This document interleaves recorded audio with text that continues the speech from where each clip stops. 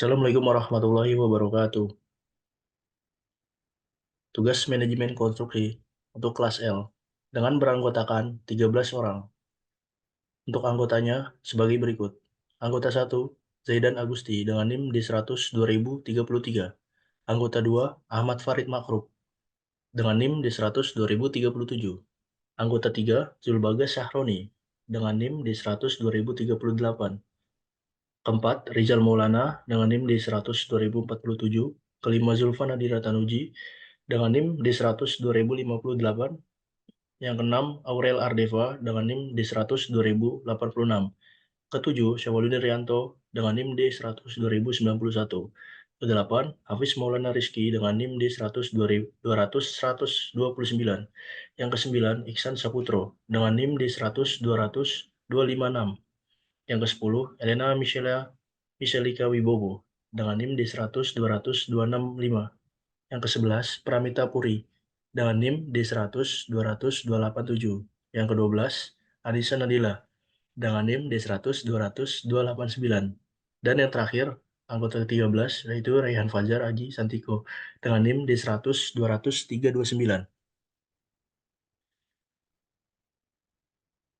Berikut struktur organisasi mengenai tugas Mankon kelas L dengan dosen pengampu, Insinyur Alvia Makfirona ST MT, asisten dosen Muhammad Ma'mun Haris Abdullah ST, dengan koordinator yaitu Syawalin Rianto, dan dibagi menjadi 4 divisi. Pertama yaitu divisi properti dengan yang dianggotakan sebagai berikut. Hafiz Maulana Rizky sebagai koordinator, Zulbaga Syahroni, Zaidan Agusti, Pramita Puri, Ahmad Farid Maruf.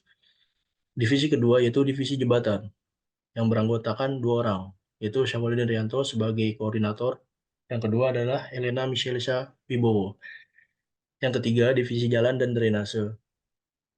Untuk anggotanya adalah 2 orang, yaitu Rehan Fajar Haji Santiko sebagai koordinator untuk divisi jalan dan drainase. Yang kedua adalah Nasi Anissa Nadila. Kemudian untuk divisi fasilitas umum yang beranggotakan 4 orang. Di antaranya adalah Aurel Ardiva sebagai koordinator, Zulfa Nadira, Rizal Maulana, Iksan Saputro. Jadi hasil lokasi yang kita tuju atau yang kita tinjau sebagai lokasi tempat kita untuk membuat konsep perumahan atau kawasan. Hasil survei yang dilakukan pada tanggal 27 September 2023, penentuan lahan sebagai sarana untuk memenuhi tugas manajemen konstruksi sebagai berikut. Untuk kelas E, lokasi yang diambil adalah lokasi Sukoharjo. Ditinjau dari website bumi.atrbpn.go.id, maka didapatkan data-data sebagai berikut. Untuk alamat di Desa Majasto, Kecamatan Tawangsari, Kabupaten Sukoharjo, dengan luas 63,261,81 meter persegi. Untuk kawasan, semuanya menurut website bumi.atrbpn.go.id, status tanah hak milik dan kawasan pangan. Kemudian kita cek menggunakan website bumi.atrbpn.go.id, didapatkan peta sebagai berikut. Untuk memvalidasi apakah tanah tersebut menggunakan tanah hak milik atau hak pakai. Kemudian kita validasi kembali menggunakan website gistaru.atrbpn.go.id/rtr online, didapatkan peta sebagai berikut. Menurut peninjauan dari website tersebut, didapatkan kesimpulan bahwa lokasi ini memenuhi dan kawasan tersebut dekat dengan kawasan pemukiman pedesaan, kawasan perkotaan, dan fasilitas umum lainnya yang sangat menunjang sebagai kebutuhan lainnya, dan tanah merupakan hak milik semuanya. Jadi, untuk kelas L yang sudah kita tinjau, yang memenuhi kriteria sebagai berikut, beralamat di Desa Majasto, Kecamatan Tawangsari, Kabupaten Sukoharjo. Untuk memvalidasinya, kita memerlukan beberapa pendukung. Faktor pendukung yang mempengaruhi dipilihnya lokasi tersebut adalah sebagai berikut. 1. Validasi ke BPN atau Badan Pertahanan Nasional.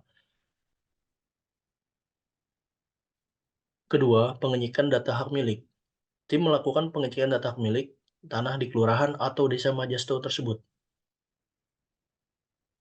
Berikut data mengenai hak milik tanah yang kita dapatkan di lokasi yang akan kita rencanakan.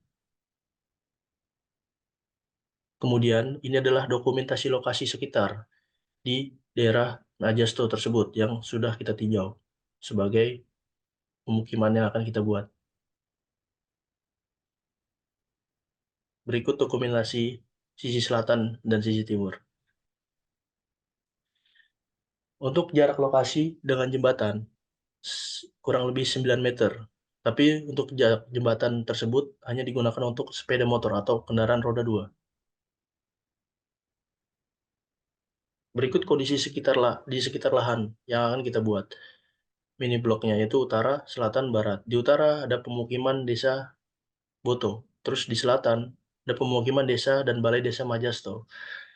Dan di barat, desa Demangan dan Sungai Bengawan Solo. Sedangkan di timur, Sungai Bengawan Solo dan pemukiman perkotaan Kriwen. Berikut fasilitas umum terdekat menuju stasiun.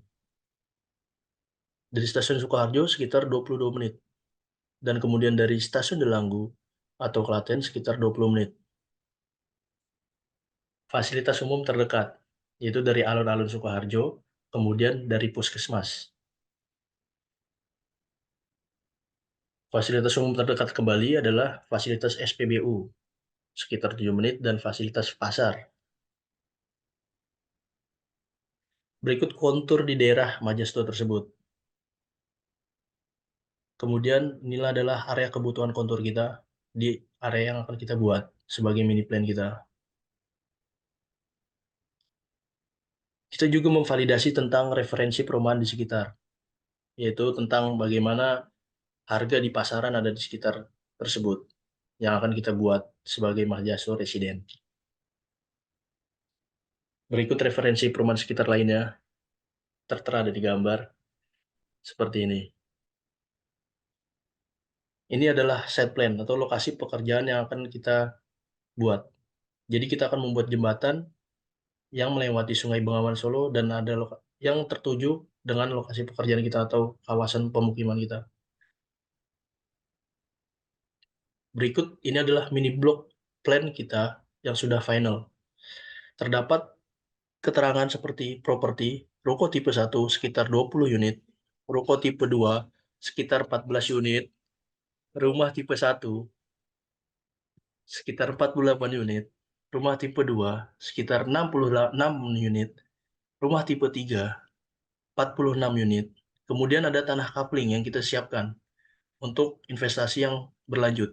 Seperti tanah kapling 1 dengan ukuran 8x9, tanah kapling 2 8x12 dengan 32 unit, tanah kapling 3 6x8 dengan total 10 unit, tanah kapling 4 8x15 sama dengan 8 unit. Dengan fasilitas umum yang kita gunakan dan kita siapkan sebagai konsep kita yaitu green living dan multi generasi. Fasilitas umumnya sebagai berikut. Terdapat pos sapam, kemudian terdapat gapura, kemudian minimarket, taman kanak-kanak atau PAUD, ATM center, food court atau tempat makan, sport center, embung, masjid, gedung pertemuan, dan juga playground.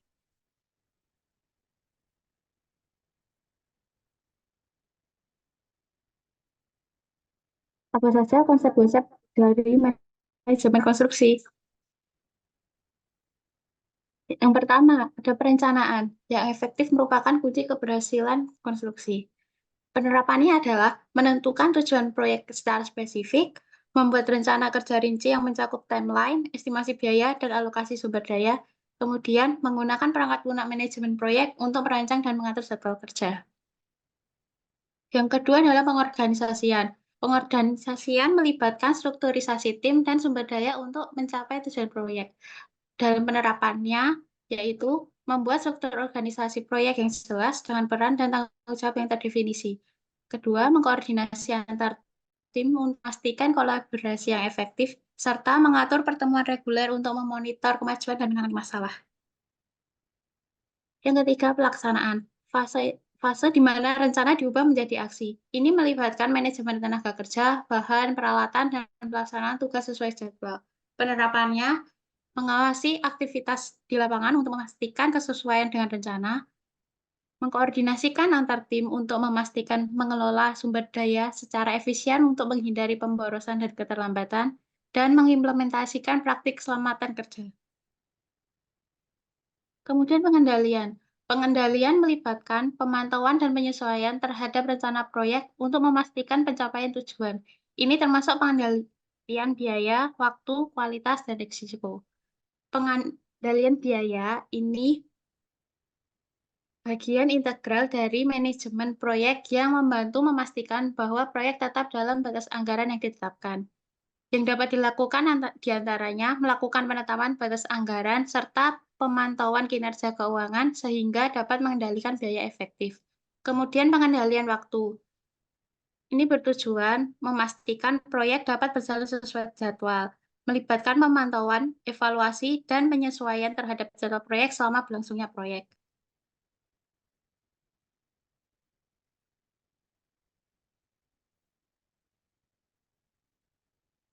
Kemudian pengendalian kualitas. Bertujuan untuk memastikan bahwa produk atau layanan yang dihasilkan sesuai dengan standar kualitas yang ditetapkan, serta pengendalian kualitas dapat membantu memastikan bahwa proyek mencapai tingkat kualitas yang diharapkan atau bahkan melebihi standar yang ditetapkan. Dan yang terakhir, pengendalian risiko. Pengendalian risiko dapat membantu memitigasi dampak negatif risiko, meningkatkan peluang positif, dan mengoptimalkan kemungkinan keberhasilan proyek. Hal-hal apa saja untuk menganalisis kebutuhan pasar dalam pengambilan keputusan untuk investasi adalah proses kompleks dan penting. Berikut adalah faktor analisis keputusan investasi. Yang pertama, kita melakukan penelitian pasar, kelayakan finansial, evaluasi tren pasar, membuat keputusan berdasarkan data, dan analisis SWOT, strength, weakness, opportunity, dan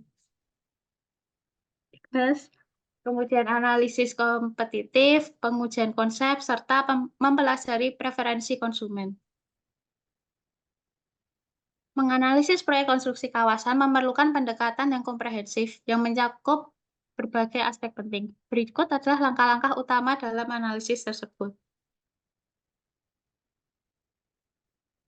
Berikut adalah langkah penting pada proyek konstruksi. Pertama, manajemen sumber daya. Kedua, manajemen risiko kualitas. Ketiga, analisis dampak sosial dan lingkungan. Dan yang terakhir, evaluasi berkala.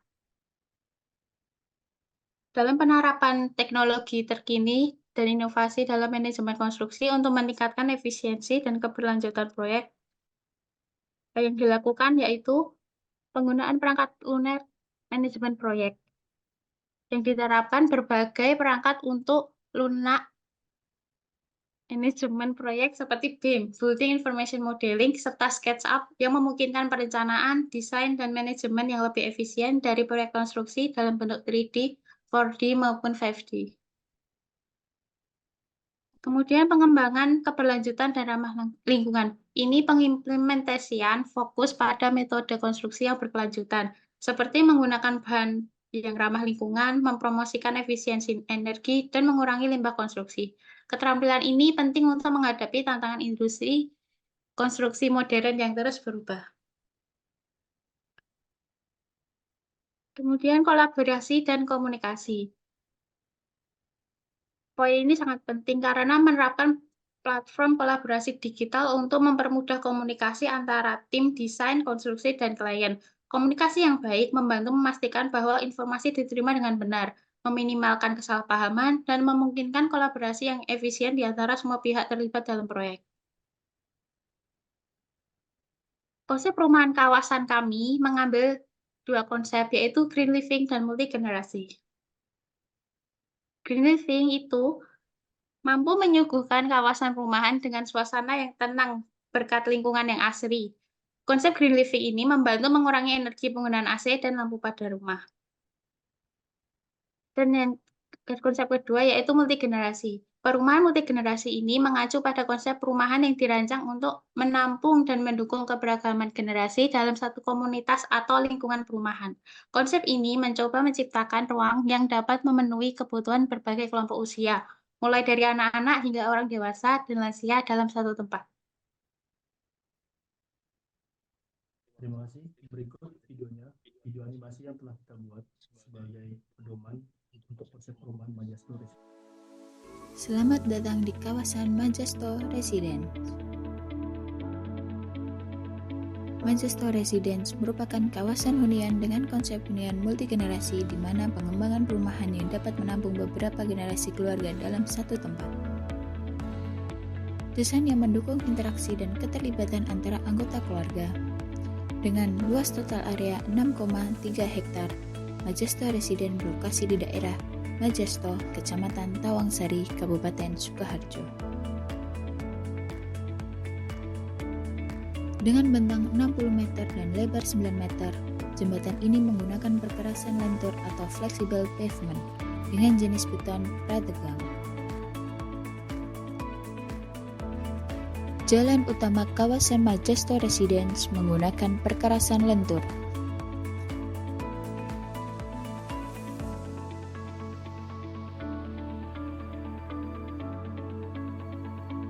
Untuk sistem drainase yang digunakan pada kawasan Majesto Residence menggunakan unit dengan ukuran 80 x 60 x 120 cm dan 80 x 50 x 120 cm.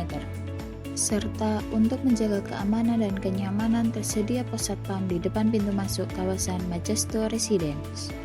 Dengan menganut konsep multigenerasi, rumah tipe 1 memiliki konfigurasi satu lantai dengan luas bangunan 37 meter persegi dan luas lahan 48 meter persegi. Rumah tipe 1 tersedia 48 unit.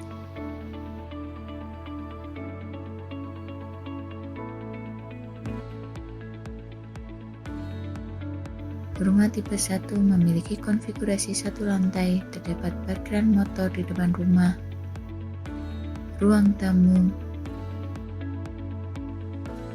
dapur, kamar mandi, dan 2 kamar tidur.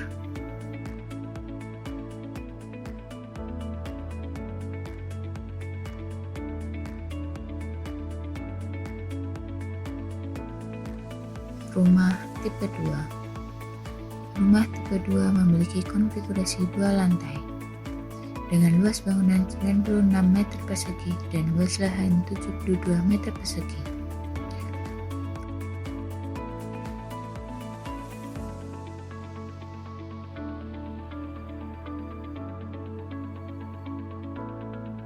Rumah tipe 2 tersedia 66 unit.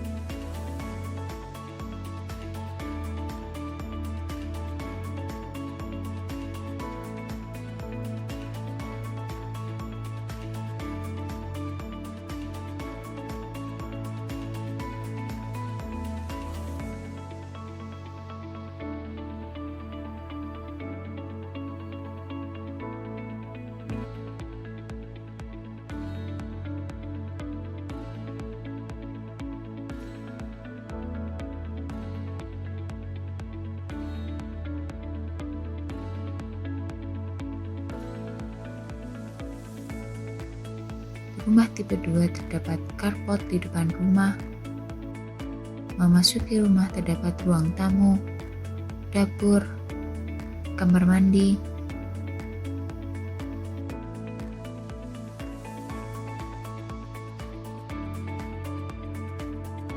dan 2 kamar tidur.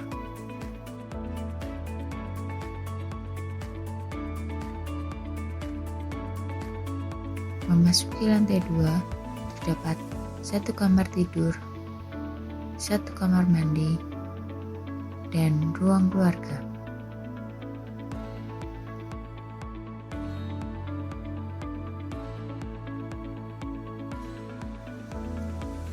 Rumah tipe 3. Rumah tipe 3 memiliki konfigurasi 2 lantai dengan luas bangunan 127 meter persegi dan luas lahan 96 meter persegi. Rumah tipe 3 tersedia 46 unit. Rumah tipe 3 terdapat carport di depan rumah,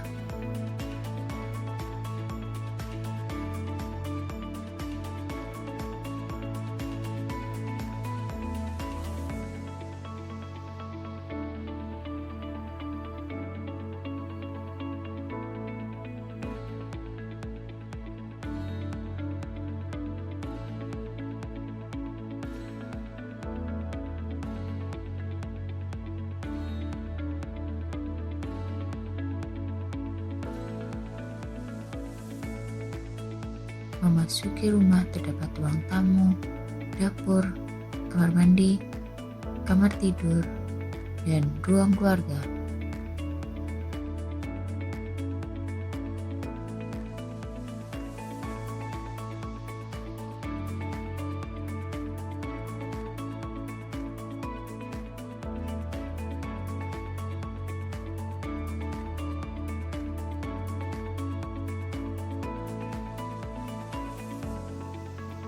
Memasuki lantai 2, terdapat ruang keluarga, kamar tidur, kamar mandi, dan balkon.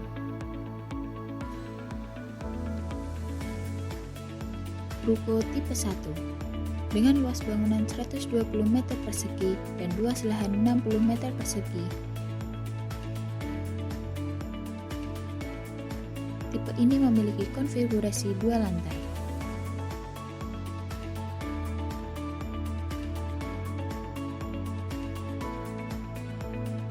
Memasuki lantai 1 terdapat area usaha dan kamar mandi.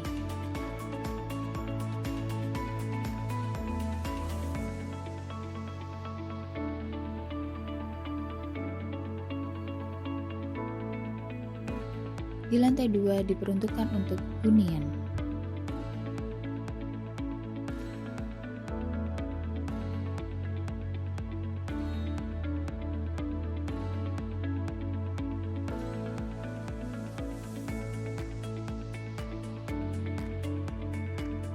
Ruko tipe 2 dengan luas bangunan 220 meter persegi dan luas lahan 80 meter persegi. Tipe ini memiliki konfigurasi 3 lantai. Memasuki lantai 1 dan 2 terdapat area usaha dan kamar mandi.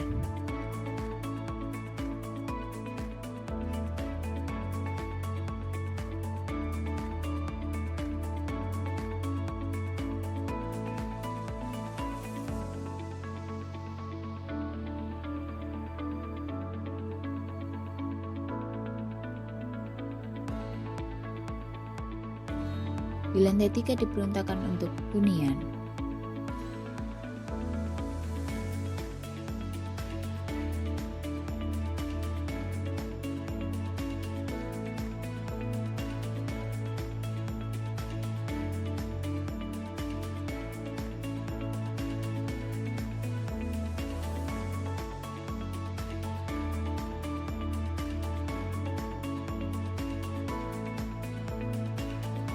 Gedung Pertemuan Manchester. Manchester Residence memiliki gedung pertemuan dengan luas 504 meter persegi dan memiliki konfigurasi 1 lantai.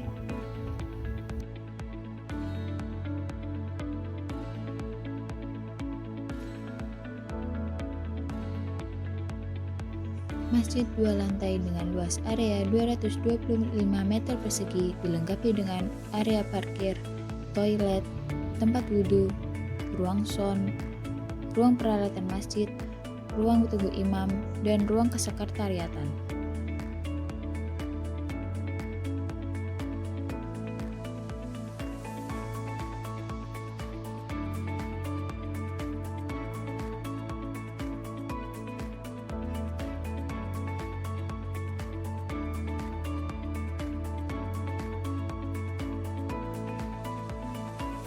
Manchester Residence memiliki minimarket dengan luas lahan 300 meter persegi dan memiliki konfigurasi 2 lantai.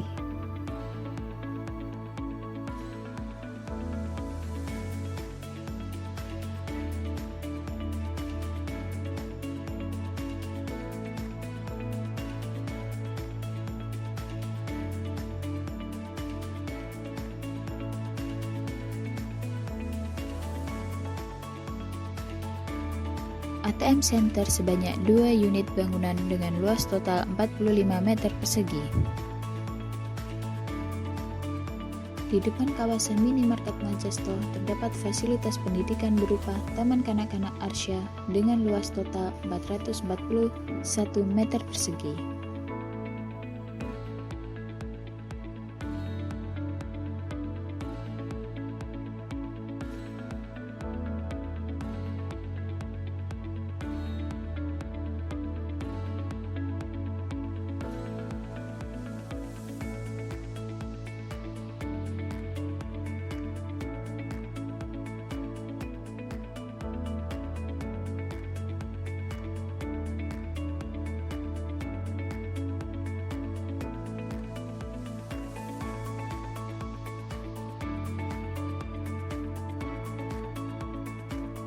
Majesto Residence menawarkan fasilitas umum berupa food court dengan luas lahan 363 meter persegi.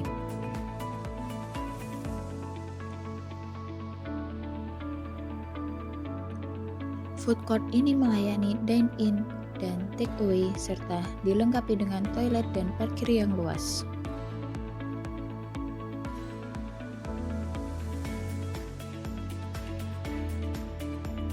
Fasilitas olahraga berupa lapangan basket dan lapangan voli dengan luas area 840 meter persegi.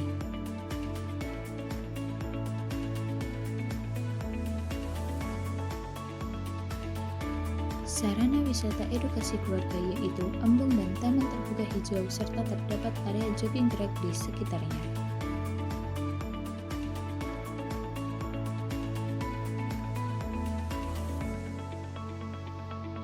Kawasan Majesto Residence merupakan kawasan ramah anak yang disertai taman dan playground untuk bereksplorasi.